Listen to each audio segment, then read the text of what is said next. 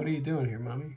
Oh, putting some dry, natural, homemade dry shampoo in my hair because I need to wash it, and I don't have time right now. So what's in there?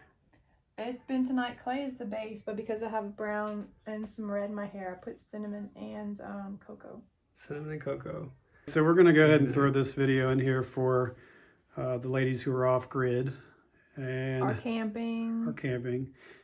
Or anybody who really wants to know how to wash their hair or clean their hair when they don't have the ability to wash their hair. So how do you make this stuff?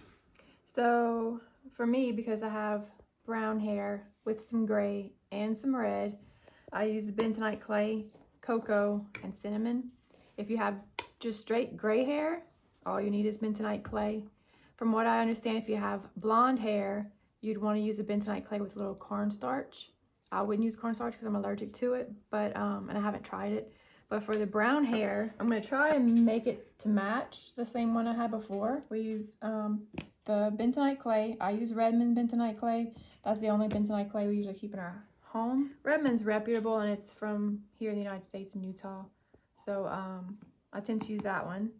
And then because you're using clay, you don't want to use a metal container. You want to use glass or plastic. Either is fine. And then I use cocoa. Here I used Hershey's cocoa because that's all I had on hand. We do live in a rural area, so it's not always easy to get the best quality stuff. And we didn't have any. I would use organic if I have a choice. And then cinnamon. I just use inexpensive ground cinnamon. It doesn't matter. Just use the best quality as far as what you have on hand. My husband will put links in the description below of the products I'm using. So for the clay, this is all... Is it a tablespoon? These are tablespoons. Okay, so 2 full tablespoons? I put 2 tablespoons. It all depends on your hair color as to how you mix it. But if you are gray, you're going to use just straight bentonite clay. Okay. You don't have to mix anything in. If you're brown, you're going to use the cocoa with the bentonite clay. Because the bentonite clay is the one that's going to be more absorbent. And it's also going to be the one that helps to prevent any like skin issues from not washing your hair. And then if you have red in your hair, you're going to want to use cinnamon. In my case, I have both red and brown, and plus I have some gray, but I'm going to use all 3. If you have blonde hair, you're going to use the bentonite clay, and from what I've read, you would use cornstarch. I haven't done it because I'm not blonde and I don't know anyone who has used it. But what you'll do is once you mix it, you actually have to go and just kind of test it. See if once you put it in and you brush it through, that doesn't stand out in your hair. And you may be okay with even, if it's super light, you may even be okay with just the clay. It's just mixing it up, trying to figure it out. Trying to figure it out, what works for your hair. Whatever just doesn't stand out. When you first put it on, obviously you're going to see where it is and you brush it through. And once you brush it through, if it doesn't stand out, then I would just stop and that works. So this is the color I'm trying to match because this is what I had before and it worked well for me. So I'm going to try and match approximately this color. So that's for brown? This is for brown, and I have a little bit of red, but you'll see I don't put much cinnamon in mine. Okay, so she has 2 tablespoons. I have 2 tablespoons of the bentonite clay. Okay. And then we'll see what we need for the cocoa. Is it important to use plastic spoons with the bentonite clay?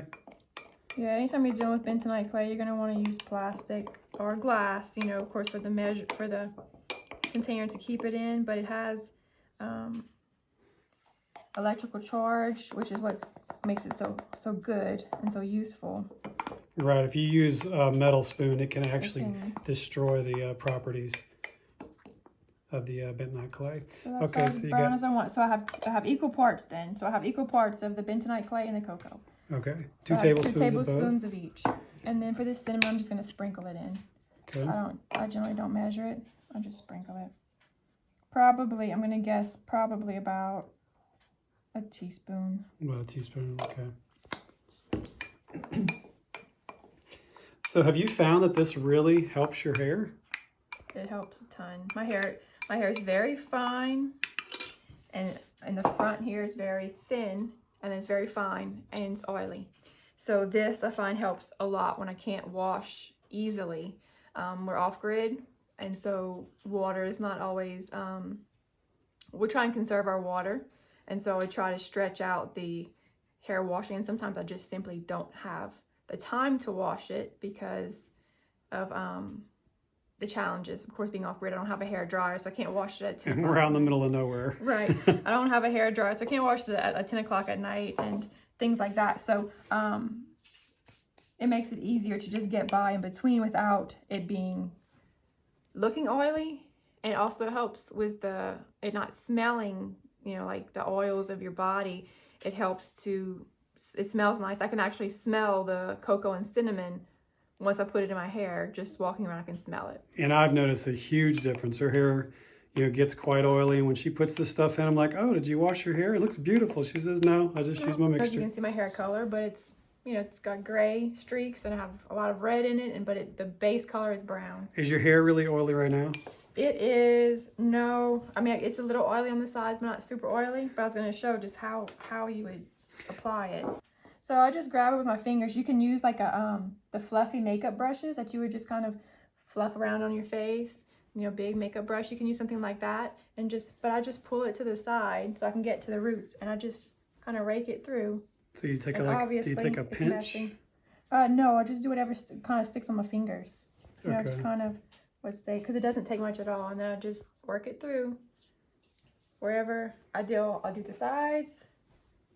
I do the front, and then I also tend to be oily at the crown, so I'll just make sure that I can get to the roots of the crown there and spread it in, and then you just brush through it. How long does it generally take to do one application? Just a few minutes. And your hair looks that dry. When does it really start? Oh, and that's right.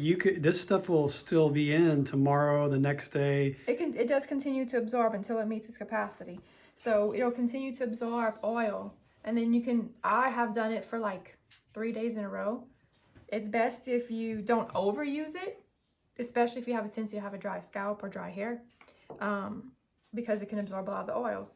But for someone with oily hair, I was fine using it 3 days in a row in between washings, which extended me to about a week. She didn't really put it all in, did you? You just kind of dabbed it around? Yeah, and I didn't brush or anything, so it's not really like fixed. So just giving you an idea on how to do it, yeah. Shake it up, and then I just store it just like that. And when I'm ready to use it, do you have to store it in a refrigerator? No, I don't refrigerate it or anything. Yeah, we don't even have a refrigerator. No, I don't have a refrigerator. So I don't put in the refrigerator, and it lasts a very long time. All right, well, thank you very much, my wonderful wife, for showing people how to clean their hair. And wait, can this work for guys too? Yeah, of course. Oh, that's right. You did it for me a while back. I forgot. Oh, yeah, I did put it on your and I was surprised at how dry my hair looked. Yeah.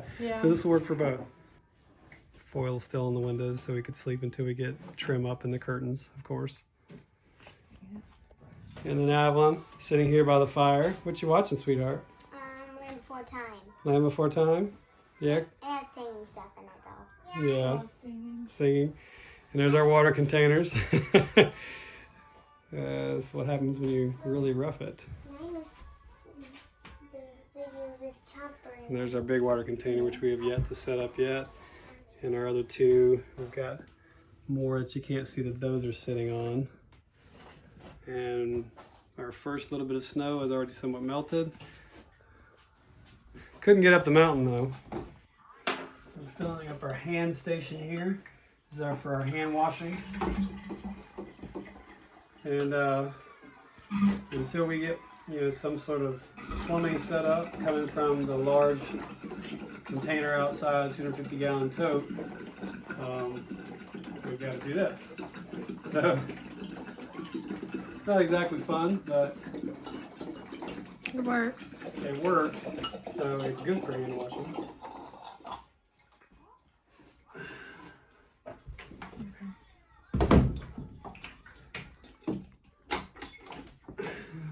Put it over here. This is our hand washing station. And our bucket for the water to go into, and we will periodically rinse that bucket out. What's this soap made up right here of? Cast iron. So cast towel soap, which is good. Dishwashing here, and we'll show you guys how we do that later.